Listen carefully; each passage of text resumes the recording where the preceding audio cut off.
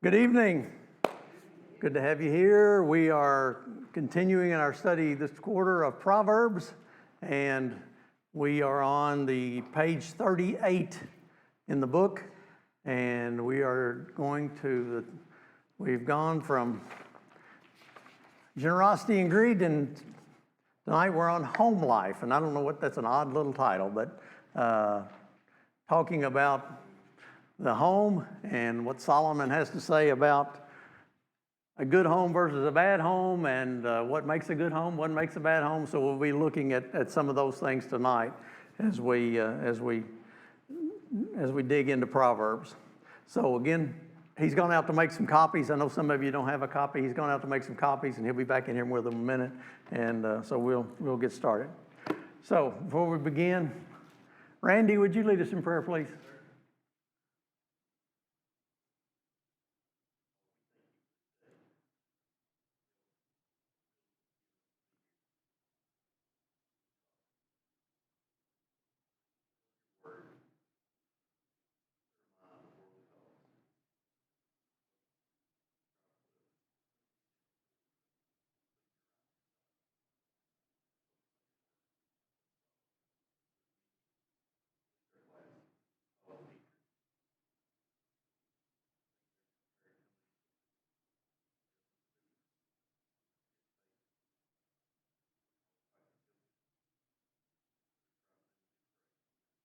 Thank you. So we're going to look at what Solomon words he has to say about the home life tonight. And the first, if you get your Bibles and turn to Proverbs, that's where most of these verses will come from. So we'll look up a few verses, and then we'll discuss some questions, and hopefully everything goes well. The first verse that it brings up there regarding this subject is Proverbs 15 and verse 6. So if you want to turn there, Proverbs 15 and verse 6, we'll see what the writer has to say. So it's kind of listed there for us. It says in the New King James Version says, "In the house of the righteous there is much treasure, but in the revenue of the wicked is trouble." Another version of that would say, "There is treasure in the house of the godly, but the earnings of the wicked," this one says, "the earnings of the wicked bring trouble." And so starting out immediately talking about the home, if it's a righteous home, then it is something that we treasure. And if it is a home that is unrighteous, that has, as it says there, earnings that are wicked, then it says then that home is in trouble, or it's going to bring trouble. So I had a little bit of difficulty understanding what he was talking about when he just titled this home life. But as we look at these verses, hopefully it'll help us understand where he's going. So in his introduction, he says, when God designed the home, he had man's best interest in mind. And we'll look at those verses in a minute. It was not designed to be a battleground. A lot of homes are battlegrounds, but rather a haven. Although Proverbs does not provide pat answers for all the problems the home faces, it does point us in the right direction. So that's what we're looking for. Proverbs points us in the right direction of how our home should operate. Its instructions are worthy and valid for having successful families, which is what we're about. It impresses us with the personal responsibility of every family member for the benefits of the whole. So a lot like the church, in that every one of us have a part to play, and if everybody plays his part, then things will be well. The family's the same way. We've all got a role. We've all got a part to play. We all got some role that we've got in the family. And if we do that properly, and if we do that based on how God would have us to do that, then we have a very successful family. And we all desire that, and we all want to have a successful family. So let's look at a couple of these verses. Proverbs 18:22. To have a successful family, you got to have a good husband and wife relationship. Proverbs 18, and verse 22. Anybody want to read that one for us? Proverbs 18 and 22. Go find a wife, find a good thing, and obtain the favor of the Lord. Okay, so that New King James, you find a wife, you find a good thing, and you obtain favor from the Lord. This NLT version says the man who finds a wife finds a treasure, and he receives favor from the Lord. So, husbands, we know this. When you have a wife, and if she's a great wife, then what a treasure it is. You've often heard it said that the worst thing in the world is a bad spouse, but the best thing in the world is a good spouse. And I truly believe that, and I think we all would agree with that. So Solomon points that out. To have a good home life, you got to have a good wife or a good husband, and he brings that up several times in these Proverbs. Proverbs 19:14.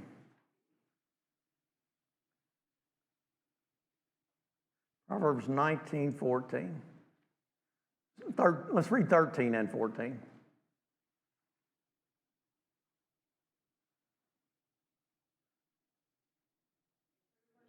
Son is the calamity of his father, and the contention of a wife are a continued drawing. House and riches are the inheritance of fathers, and a prudent wife is from the Lord.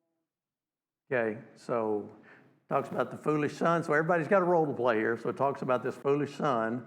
It says the foolish son is the ruin of his father. We've all seen that. We've seen sons that really, really destroy their parents. It said the contentions of a wife are a continual dripping. What in the world does that mean? Another version said a quarrelsome wife is a constant dripping. Nagging, okay? What is a constant dripping? Like rain, okay? An irritant, yeah. It's irritating, a constant dripping. So, a quarrelsome, no, we don't have any of these in here. A quarrelsome wife is as annoying as a constant dripping. In verse 14, fathers can give their sons an inheritance of houses and wealth. So we can, as dads or husbands and wives, we can leave our kids inheritance of houses and wealth, but only the Lord can give an understanding wife. So we may inherit some things, but if you got a good wife, Proverbs says that came from the Lord. The Lord blessed you with that, and we should be thankful for that, right, Mr. Wendell? Absolutely. You knew what the right answer was there, didn't you? Yeah, I understand. Yeah. So the Lord gives us an understanding wife, or the other word is prudent wife. Houses and riches are inheritance from fathers, but a prudent wife is from the Lord. So if you've got a prudent or an understanding wife, you are blessed, according to Solomon. And I certainly agree with that. And then Genesis 2:18 tells us the story of where our wives came from and who gave them to us. Genesis 2:18, and we know this verse we're very familiar with. And the Lord God said, it is not good that man should be alone.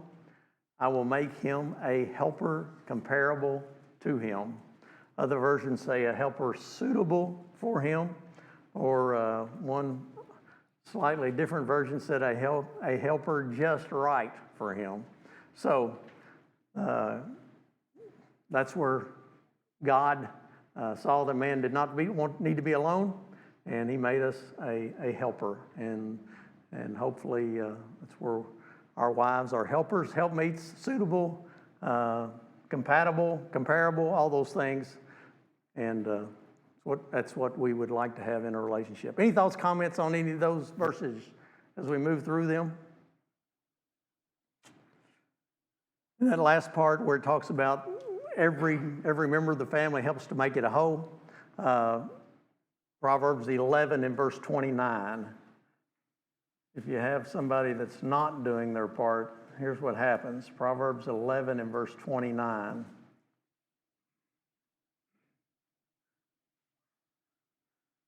Somebody want to read that one, please?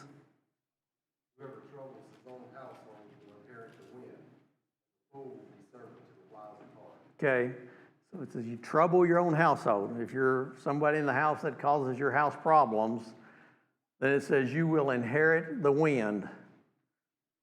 Is that much of an inheritance? Can't do anything with the wind, can we? Can't catch the winds. Wind's not worth much. We can't grab hold to it. If you trouble your household, it says you're inheriting the wind, and the fool will be servant to the wise of heart. We've talked about that a lot in Proverbs already, about the fool and how somebody else will be controlling him. He will not have any control at all. So, trouble your own household, you're going to inherit the wind. Not going to be a good situation. Moving on to part 1 here, it says the purpose of the home. So we got this home light. So what is the purpose of the home? And it's got point A and point B there. One of them is to contribute to the happiness of each member, which is certainly great. And then B is it's the training ground for children. So if you got a home and I wonder what the purpose is, the writer here says it's to contribute to the happiness of each member, and it's the training ground for children. So a couple verses to look at in part A there, Proverbs 5 and verse 18.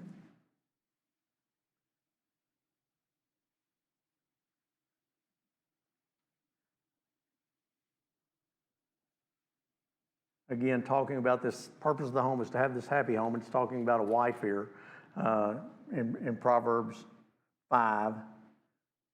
Somebody want to read, start about 17, 18, and 19.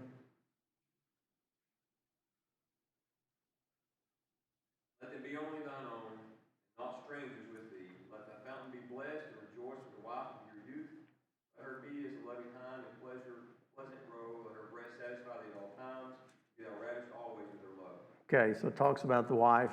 Rejoice with the wife of your youth, and how happy that will be, and always be enraptured with her love. If you've got that going for you, then certainly your home is going to be a happy one. Also, looking at Proverbs chapter 10, he lists Proverbs chapter 10. It lists verses 1 through 15. We won't read all those, but just look at verses 14 and 15. Talking about wisdom all through here, and we've been through this before when we were talking about wisdom. But it talks about if you've got wisdom, then how much better your life will be, and you'll have integrity, and God will be with you. And then the last couple verses there, verses 14 and verse 15, talk about. I'm sorry, that isn't 1 through 15. That's Proverbs 10 and verse 1. And then I added that 15 to that. Proverbs 10 verse 1. Somebody read that one for me. Proverbs of Solomon, a wise son makes a father glad, but a foolish son is Okay, a wise son makes his father glad. Guys in here that have had sons, when your sons make good decisions, how does it make you feel? When they make bad decisions, how does that make you feel? So, we understand what Solomon's saying here. A foolish son is a grief of his mother. I don't know why he's also a grief of his father, but the foolish son can cause grief to the family for sure, and Solomon is making that point for us as far as having a happy home. And then, Proverbs 15, Proverbs 1 and verse 15.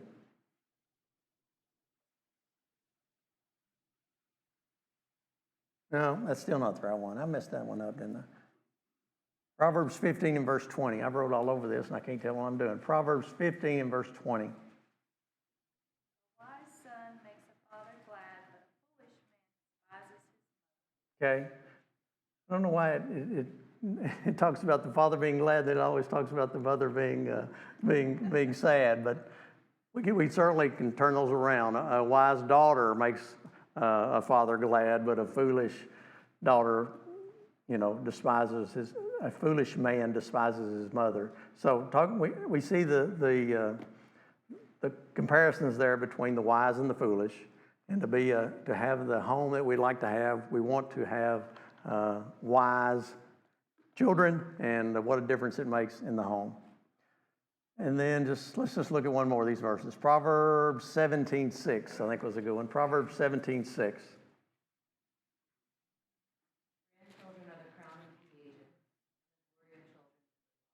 Okay.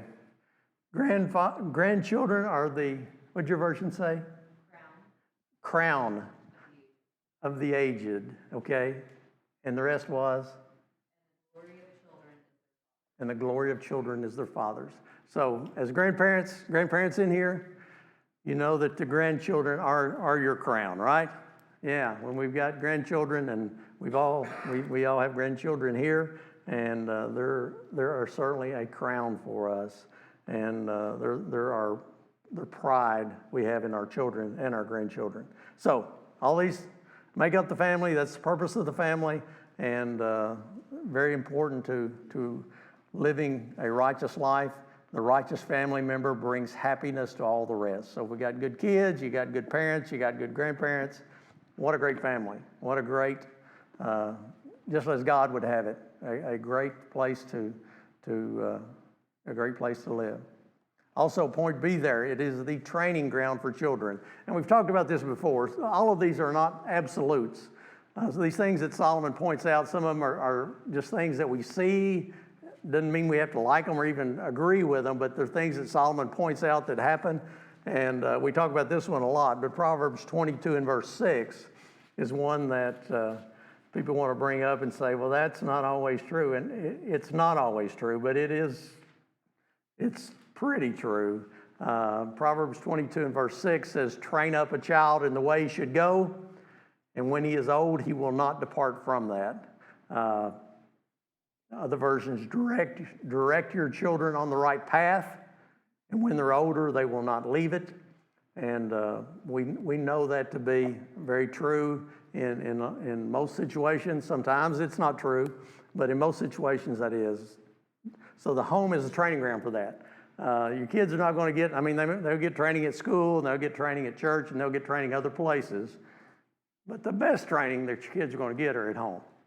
And unfortunately, in this country we live in today, there's lots of children that don't get any training at all at home, and they expect the church and the school to do all the training, and it just doesn't happen the way that God wants it to happen. So as parents, grandparents, aunts, uncles, whatever we are, the home is a training ground for children, and we always need to remember that. Thoughts, comments? I would just make one thought on that. The home would be, hope it's the best training. But it's certainly probably the biggest percentage of training that kids get. Because they're going to spend, whether it's good or bad, if it's a busted up home, and they're going to get lots of examples of training, that example. But the home life, they get the most exposure, most training, good or bad at home. Right. I hope it's good. Yeah.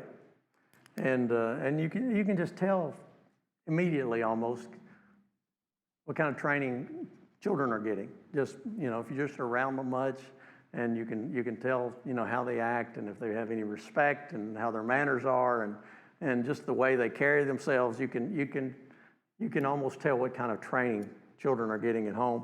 And hopefully we're setting a good example with the ones that we are training. But Sam, good thought. Certainly the home is where most of that training takes place, or where it should be taking place. Proverbs 23:14. It's kind of a tough one, but it's there. Proverbs 23:14. Somebody want to read that one? Strike him with the rod and rescue his soul. Okay, strike him with a rod and rescue and deliver his soul from hell is what my version says. And in verse 13, he's talking about correction, and obviously we get correction if we're doing the things that we should be doing in the home. Verse 13 says, do not withhold correction from a child, for if you beat him with a rod, he will not die. Pretty tough. You shall beat him with a rod and deliver his soul from hell. So Jason, help me with that. So what's Solomon telling us there? kids need discipline. Sometimes that can take a physical form, and I mean, as a parent, sometimes you feel really bad having to discipline them in that way. But just know that you're delivering. It's not going to kill them. It's actually good for them. It delivers them. Sometimes it's hard to teach kids the consequences of actions if they don't feel something immediately, especially if they're really young. They need a little extra outside stimulation. Good outside stimulation is what he called it. You hear that, Wendell? He called it outside stimulation instead of the rod. Really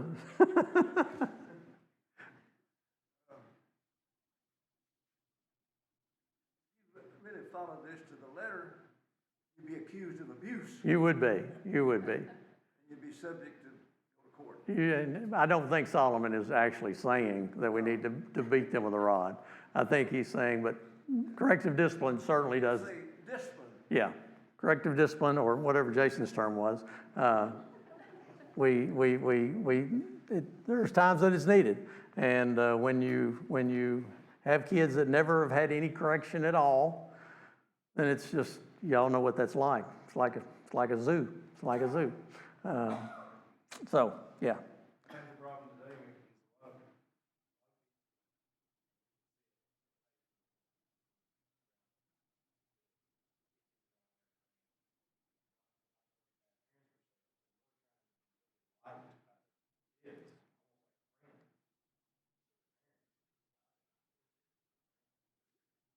Yeah.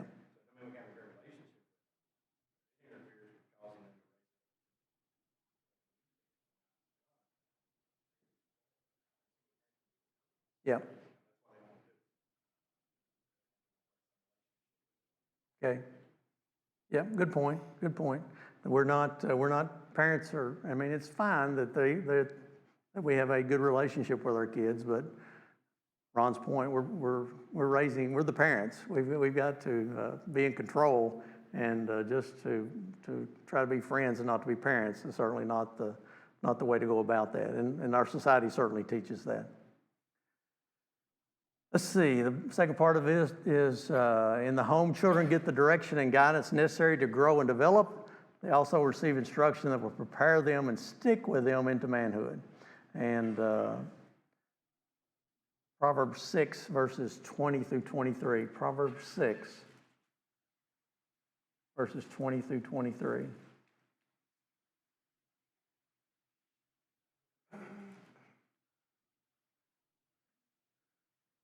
Proverbs 6, starting in verse 20. My son, keep your father's commands. Listen to your parents. Do not forsake the law of your mother. Obey your mom. Bind them continually upon your heart. Tie them around your neck. When you roam, they will lead you. When you sleep, they will keep you. And when you awake, they will speak with you. So, some great words there from Solomon regarding obeying your parents, listening to your mom, listening to your dad. Remember the words, bind them around your neck.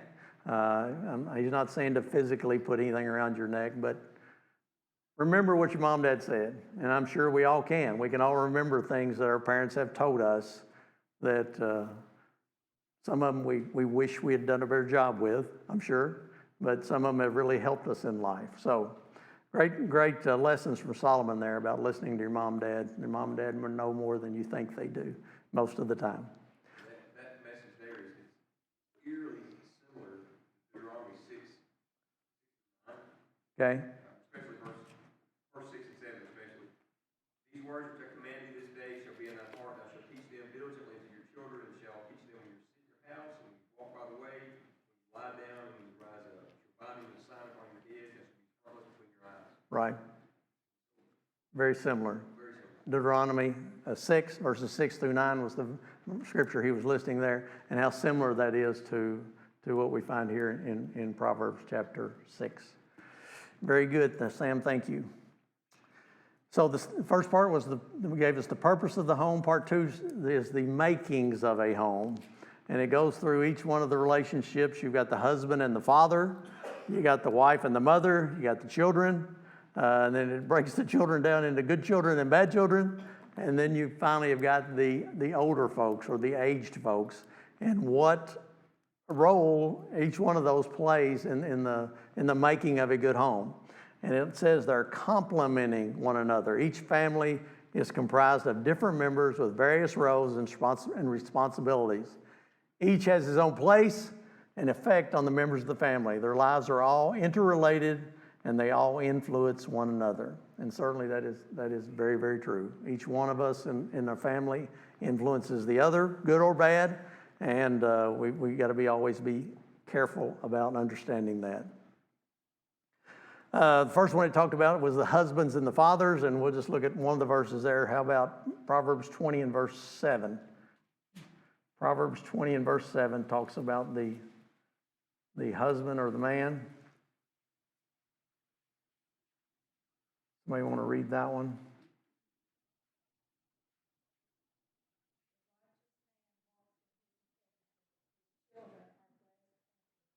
Okay, so talking about the leadership of the husband and the father, the NLT version, the godly walk with integrity, and we've already spent this whole class talking about integrity and how that we all should strive for integrity. And it said, blessed are the children who follow after him. So if you got a father that's got integrity, then the children are blessed to live in a family like that. And if we've had that in our life, we certainly are blessed. His wise and righteous life benefits the whole family. And then part 2, it talks about the wife and the mother. And let's look at Proverbs 12 and verse 4, talking about the wife and the mother. So Solomon covers all the bases here, that's for sure. Proverbs 12 and verse 4. Somebody got that one?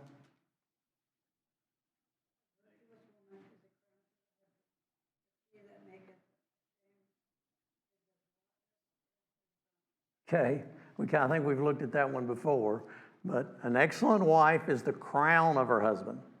So husbands, if you have an excellent wife, she's your crown. You should be very, very proud of that.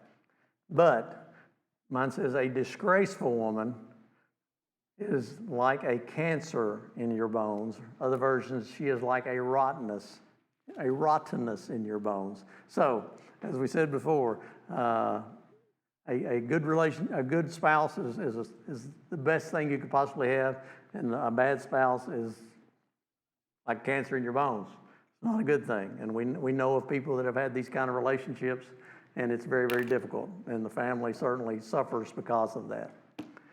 Thoughts, comments on that one? That's a tough little verse there.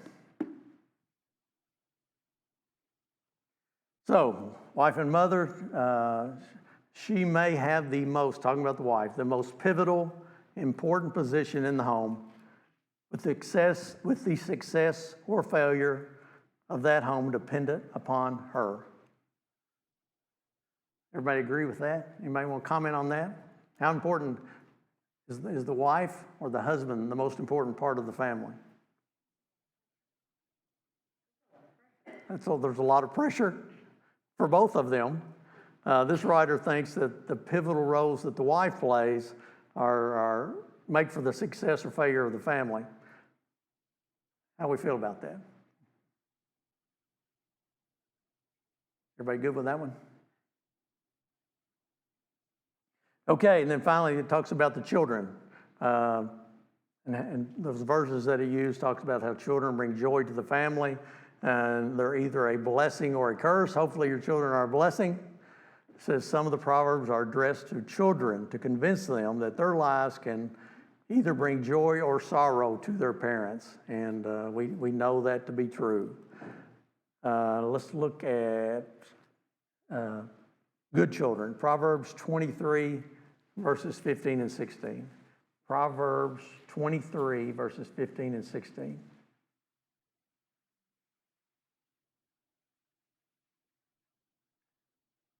Somebody want to read that one? If your heart is wise, my own heart also will be glad. Okay. This NLT version, I think, made that even more understandable for me. It said, my child, if your heart is wise, father talking to his son, then my heart will rejoice. And I think we all know that and understand that. And then the next part of that says, everything in me will celebrate when you speak what is right.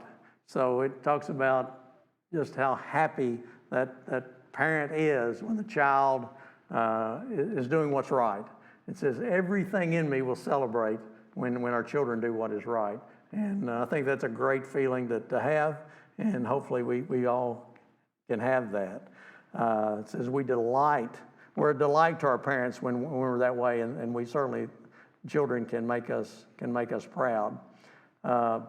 Proverbs 29 and verse 3 gives us a little different picture of a child, and this one is not making us proud.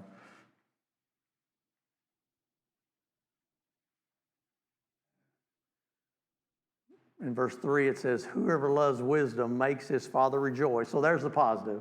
If you've got a child that he likes wisdom, then he makes his father rejoice. But a companion of harlots wastes his wealth. Or in another verse, but if he hangs around with prostitutes, his wealth is wasted. So you got the good son, and then certainly you got a picture of a bad son, and the differences that makes and how that disrupts the whole family. And then part B there, it gives us some other descriptions of children that are not doing what's right. It said, even a parent's love for these children cannot make the pain and the shame go away. It only intensifies them. And Proverbs 17 and verse 21. Proverbs 17:21.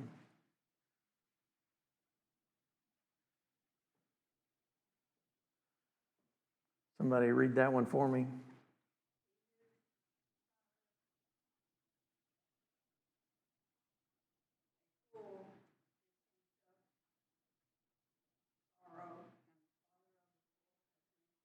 Okay, the father of a fool has no joy. So if you got a child that they would classify as foolish, then that brings you no joy.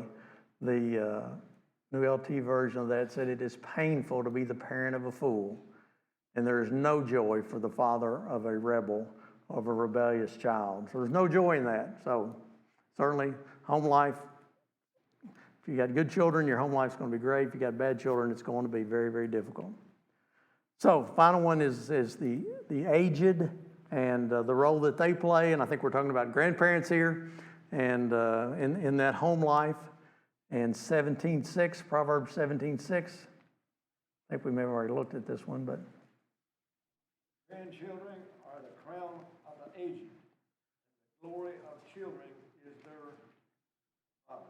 Okay, so there's that grandchildren, again, that we looked at earlier, the crowning glory of the aged. So it takes all. It talks about the three generations, the grandparents, the parents, the children, all of them together makes this whole unit that we're talking about as the family. And if each generation is doing its part, how much better that is. Grandchildren are the blessing of the elderly. Older family members have much to contribute to the family. And Proverbs 20 and verse 19. And now, Wendell, it starts talking about silver-haired people.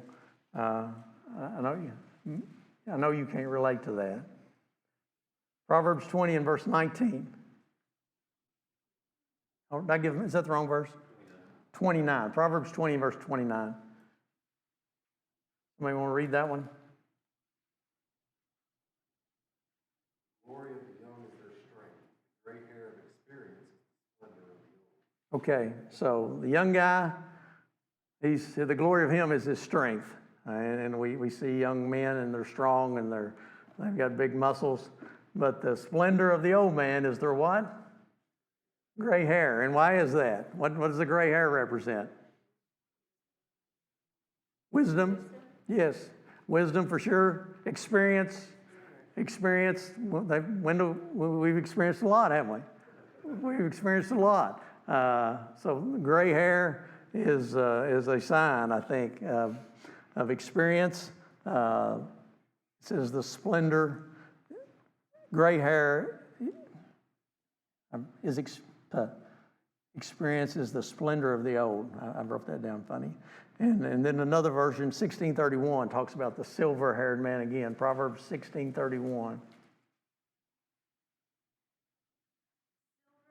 head is crown of glory, found in the way of righteousness. Okay, the silver-haired head again, crown of glory. If there's the if, and that's in several of the versions. That if is there, so it's not enough to be silver-haired. It's not going to be a crown of glory if it is not found in the way of righteousness. So we need to be that righteous person with silver hair that shows the experience and shows some age, and that's kind of people that we can get guidance from.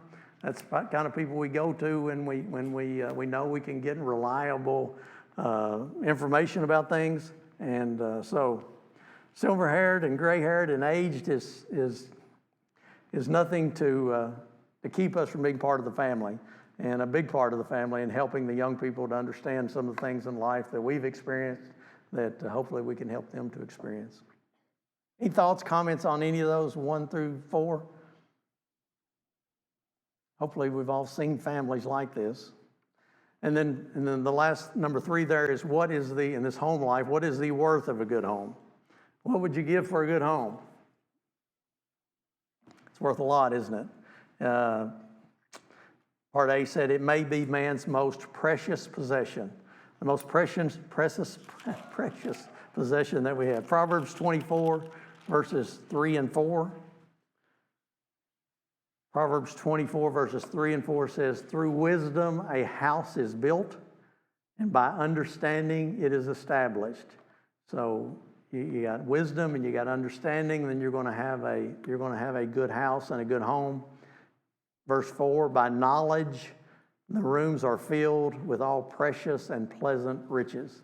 So Solomon says if you got wisdom and you got understanding and you got knowledge and you've got all that in the home, then it is going to be a precious place. It is going to be pleasant, and you're going to be richly blessed because of that. It's going to be your most precious possession. And then Proverbs 15 and verse 6.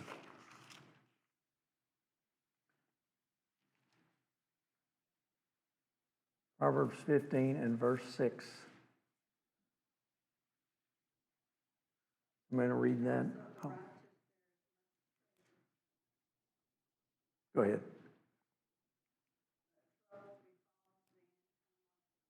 Yeah, we've already read. That's our main scripture verse. I apologize for making you read that, but certainly it tells us how precious this home is and what its worth is. And if we have one, then we certainly have got something that's very valuable. And then in part B there, it talks about unity. Unity is the most important thing a family can have. Proverbs 15 and verse 7, I think is just a great, 15:17. 15:17 is just a great verse. Better is a dish of vegetables where love is than a fattened ox. Great one. Better is a dish of vegetables. What version are you reading there? New American Standard. Read it one more time. Better is a dish of vegetables where love is than a fatted ox served with hatred. Okay. This New LT version, better is a dinner of herbs where love is than a fatted calf with hatred. So in this home, if you got unity, then if all you got is just a few little vegetables to eat, then it's better than having all the steak you could ever want where there's hate there. And then the other verse 17:1 says, "Better is dry crust with peace and quiet than a house full of feasting and strife." So if you got a house that's always bickering and complaining and there's problems, then that's not good. You're better is a dry crust with peace and quiet than a house full of feasting and strife. So lots of things there about home life, things that to consider, and then we'll look at a few questions here. These questions were the answers were pretty easy, so there wasn't many of them that were very difficult. Question number 1, did God bless us with the roles and responsibilities of the home, or did he curse us with those? Certainly blessed us, and why is that? Because I put because it's the training ground for life. What we find in the home and the roles that we have, it is the training ground for the rest of our life.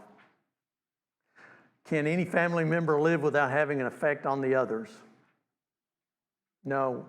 We all have a role to play. We all have something to do with keeping the family united, and if we mess up that, then we can certainly influence the family negatively.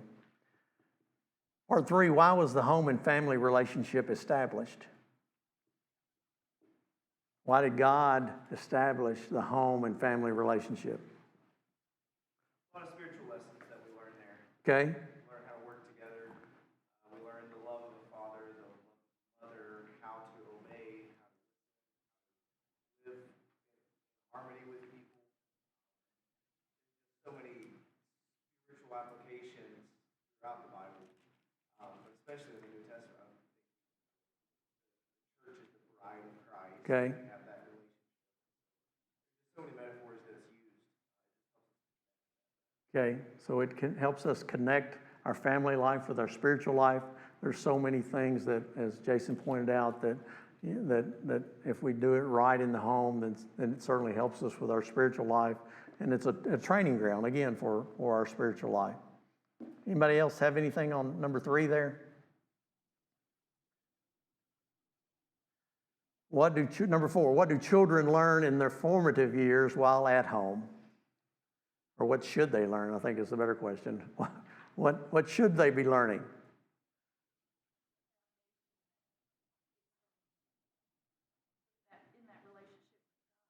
Okay. Okay, she said the foundation that should get them in that relationship with God when it becomes time for them to be Christians, certainly. Rules and consequences. Okay, rules and consequences. Ties with it. Yeah. I wrote, respect, honor, care for one another, love, all those things. Hopefully we're teaching our children in the home, and then that carries forward in the rest of their lives.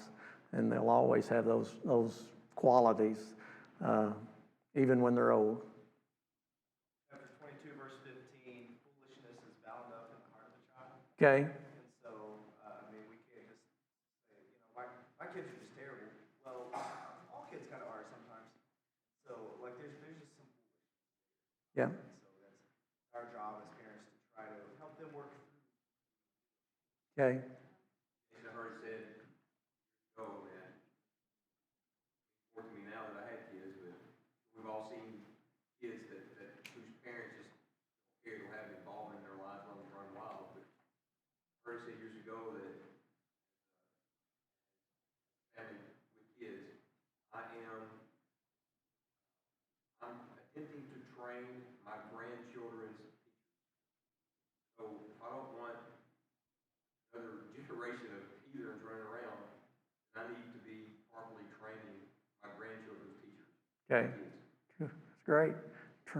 Sam said to make sure that we're training generations to come, that we are training our children's teachers. Is that what you said? Grandchildren's teachers. So in our life, we got to hit every generation. We can't miss anybody. If you miss a generation, then you might have messed up the whole deal. So all of us have a role to play to keep this family with the type of cohesiveness that it needs to have, and with God at the center of that, then it's all of us have a responsibility there. So thank you. Any of these other questions? All look pretty easy. So we'll go to next, I guess, Sunday. We get pretty similar, but it's husbands and wives and the relationship they have to each other. And we've talked about that a little bit. Hey, let's just skip that. Let's skip that one. Let's go to the worthy woman. We've only got about 4 classes left. So for Sunday, let's go to the worthy woman on page 42, okay?